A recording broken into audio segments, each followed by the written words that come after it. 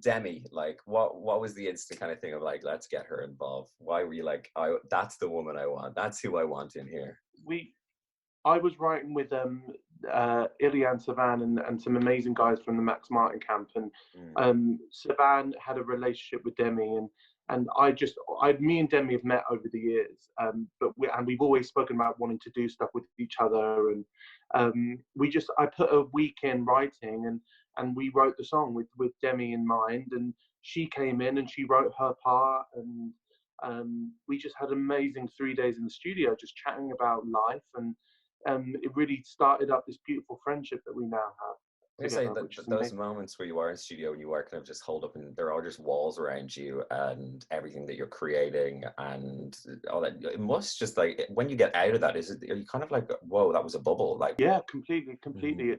It's for me, studio spaces are just super sacred spaces, yeah, and Demi was in. She had that same feeling. You know, the worst thing for me is when you go in a studio with someone and then they bring in, all their friends, and I just, I'm a super insecure person, so I just get too shy. So Demi was just by herself. It was just her there, just talking about her life and about everything that we've both gone through, and it was really special. yeah, I'd say there's a deep intimacy to it completely. The music video, oh my god, like when we saw you dancing for the first time, I don't know if it's for the first time we've seen you dancing, but a few videos ago I was like, amazing. But now, like, Yeah. dancing in heels, everything like that's, and also like the wrestling in heels and everything, I'm like, wow, like I that is a know, lot to take on, I which is know, absolutely it's so hard. incredible. When it comes to this, are you, because you just seem so free at the moment and it's so liberating to watch, and that comes out in the music videos so much. Do you just see a blank canvas and you just get excited when you're like, what can we do with this?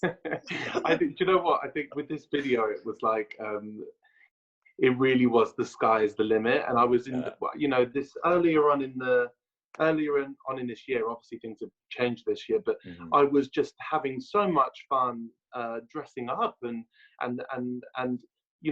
trying on different clothes and different, I've never baked my face and done all that with makeup Yeah. and stuff. And I was just trying it, and that the video I think showcased that. I mean, I'm a 27-year-old, queer boy from the middle of nowhere, literally from from the stick, like in England, and the whole video is like my American dream. Like I So actually amazing. we went to an American school and filmed it, and it just felt like my Britney dreams were coming true. Oh, amazing. For the whole thing, I was just like, Demi, don't fall. Demi, don't fall. Don't fall. Oh, Don't fall. Please. Like I was on the edge of my seat like this. But it's incredible, and also just to see, we don't know how Drag Race ends, but Gigi, I'm like, yes, she has to win it. That just has to happen oh already yeah, in that camp as completely. well. Oh my god, Valentina, when we did the race in that, I've never seen someone run so fast in a pair of heels. It was unbelievable. It was insane. Amazing. You spoke about there, you like growing up and being from somewhere like that. I always think, like, when I talk about myself, I feel like LGBT people have almost like a delayed adolescence in ways. We only really seem to come into our own like in our late 20s. It's almost as if it's like the early 20s all over again. I'm 30 this year. I'm feeling that right now. I'm like, is that kind of what you're feeling at the moment? Because like I said, it's been so liberating to watch you over the last like 2 years thereabouts and just feel how comfortable you feel, Thank you, thank you. and I've seen it. I was actually at the Oscars the year that you won. Oh wow, Congratulations. And I oh was in the wow. room when you came into the press Oh, when room I and everything messed up as my well. speech. Does that haunt you? Does that still haunt you to this Oh my god, every day? day, every time I look at it, I'm just like, but it was meant to be. I was never meant to give the perfect speech. But are you feeling that, like, is it just kind of a feeling of, I don't care, I'm just going to do me right now and I'm loving it? Yeah, I think that what you just said is so true. But I think it, like, for me, growing up, I think that as queer people, we are in one way extremely mature, Hmm. because we've had to deal with extremely heavy issues from a young age. But we're also very young because we've been denied, um, you know, certain basic things that the cis straight person will go through in school.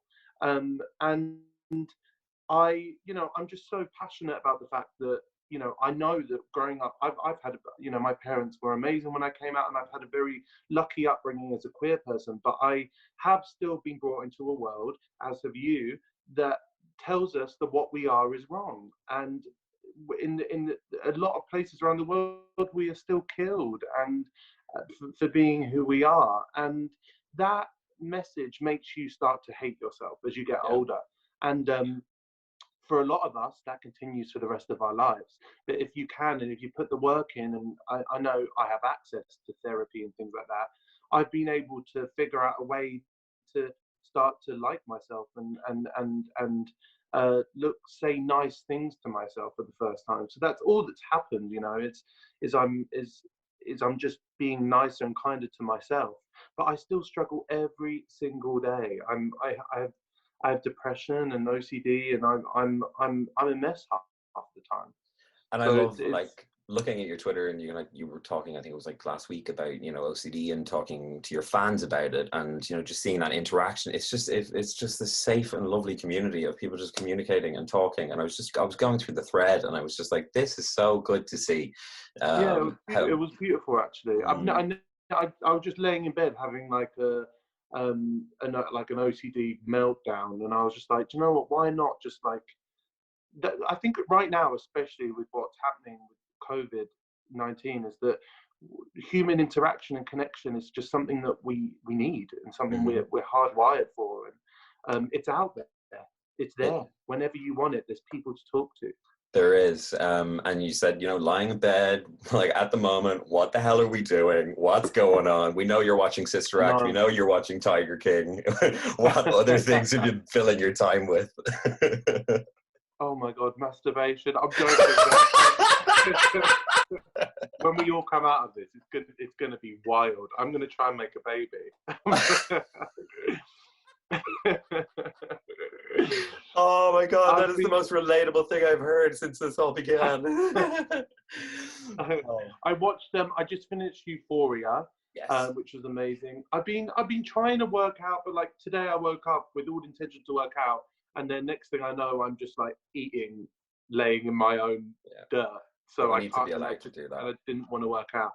I'm just, do you know what? I'm just here at home. I think the hardest part of this is being here at home, knowing that there's so many people out there working. You know, went on a walk today, and like all these bus drivers driving past, and like I only found out yesterday. My therapist told me that 10 bus drivers have died in the UK, and like just we don't. This is such an important time to realize that all these people that work, who get paid like so badly, are the ones that are risking their lives. And I think that's the hardest part of this, is just sitting in a house whilst this is going on. Yeah, it's a war of the mind. Do you know what I mean? It is 100%. And finally, as well, like obviously you've mentioned that you're delaying the album. You've also changed the title of it as well, which I think is obviously a very, very lovely thing to do in the context of everything. Are you kind of feeling good about the fact that you can work on things more? Because are you a perfectionist in the way that you're like, okay, nothing's ever actually done? Like, because I know a lot of artists who are like, oh, this was like, even if they're putting something out, they're like, it's not finished, but I'm just going to put it out there. Were there things in your mind that you were like, yes, I actually do want to change these things? Yeah, 100%. You know, as I said before, like this period for me it's been a transition period where I've been trying different things and trying on different clothes and things like that, and so I'm quite adaptable to the idea of changing it, and I feel like the tone needs to change in the music, and I know there's a lot of artists that haven't that couldn't pull it back, and I still think, you know, for example, Dua not, you know, releasing her album through this, I just think it's been an incredible success, and it's such an amazing record, and oh my God, was so fitting. But the reality is, my album was called To Die For, and it's not great. And on the front cover, there's loads of hands on my face. I just want to be sensitive to my fans, because I know there's going to be people out there who support my music who have lost people. And so I think it's just important that the music's sensitive and is making people feel good. Well, I think your music has always been incredibly sensitive, and it has always touched me and so many people around the world. And I would say that you don't need to wait all these years. You are going to be that queer deity. You are there already. Oh, thank you. Thank you Thank so you. much, Sam. I really appreciate it. You're a superstar. Thank you.